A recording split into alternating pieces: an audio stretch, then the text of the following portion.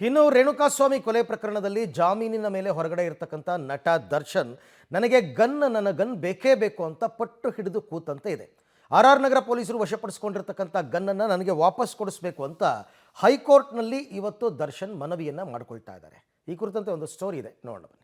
ಪೊಲೀಸರ ವಿರುದ್ಧ ದರ್ಶನ್ ಕಾನೂನು ಸಮರ. ಕಮಿಷನರ್ ವಿರುದ್ಧ ನಾಳೆ ಹೈಕೋರ್ಟ್ಗೆ ಅರ್ಜಿ. ಗನ್ ವಾಪಸ್ ಪಡೆಯಲು ನಟ ದರ್ಶನ್ ಸರ್ಕಸ್. ರೇಣುಕಾಸ್ವಾಮಿ ಕೊಲೆ ಪ್ರಕರಣದಲ್ಲಿ ನಟ ದರ್ಶನ್ ಮತ್ತೊಂದು ಸುತ್ತಿನ ಕಾನೂನು ಹೋರಾಟಕ್ಕೆ ಮುಂದಾಗಿದ್ದಾರೆ. ಲೈಸೆನ್ಸ್ ಪಿಸ್ತೂಲ್ ಸೀಸ್ ಮಾಡಿದ ಆರ್ ನಗರ ಪೊಲೀಸರ ಕ್ರಮ ಪ್ರಶ್ನಿಸಿ ಹೈಕೋರ್ಟ್ ಮೊರೆ ಹೋಗಲು ದರ್ಶನ್ ತೀರ್ಮಾನಿಸಿದ್ದಾರೆ. ಗನ್ ವಾಪಸ್ ಕೊಡುವಂತೆ ಮನವಿ ಮಾಡಲಿದ್ದಾರೆ.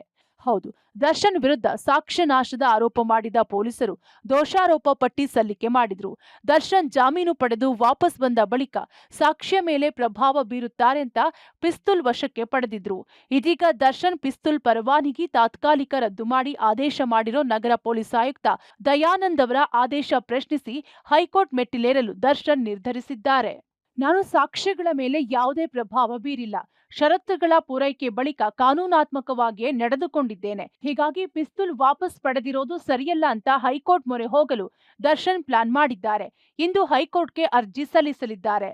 ದರ್ಶನ್ ಹೊಂದಿದ್ದ ಲೈಸೆನ್ಸ್ಡ್ ಪಿಸ್ತೂಲ್ ಮತ್ತು 5 ಸಜೀವ ಗುಂಡುಗಳನ್ನ ರಾಜರಾಜೇಶ್ವರಿ ನಗರ ಪೊಲೀಸರು ಪತ್ನಿ ವಿಜಯಲಕ್ಷ್ಮಿ ಫ್ಲಾಟ್ನಿಂದ ಸೀಸ್ ಮಾಡಿದ್ರು. 3 ಮತ್ತು ಅದಕ್ಕಿಂತ ಹೆಚ್ಚಿನ ವರ್ಷದ ಶಿಕ್ಷೆಗಳಿರೋ ಪ್ರಕರಣಗಳಲ್ಲಿ ಭಾಗಿಯಾದಾಗ ಅಂತವರು ಪಿಸ್ತೂಲ್ ಲೈಸೆನ್ಸ್ ಹೊಂದಿದ್ರೆ ಅದನ್ನ ತಾತ್ಕಾಲಿಕವಾಗಿ ಅಮಾನತಿನಲ್ಲಿಡುವ ಅಧಿಕಾರ ಮ್ಯಾಜಿಸ್ಟ್ರೇಟ್ ಪವರ್ ಹೊಂದಿರುವ ಪೊಲೀಸ್ ಕಮಿಷನರ್ಗೆ ಇದೆ. ಇದೇ ಆಧಾರದ ಮೇಲೆ ದರ್ಶನ್ ಜರ್ಮನ್ ಮೇಡ್ ವಾಲ್ಟೇರ್ ಕಂಪನಿಯ ಗನ್ ಸೀಸ್ ಮಾಡಲಾಗಿತ್ತು.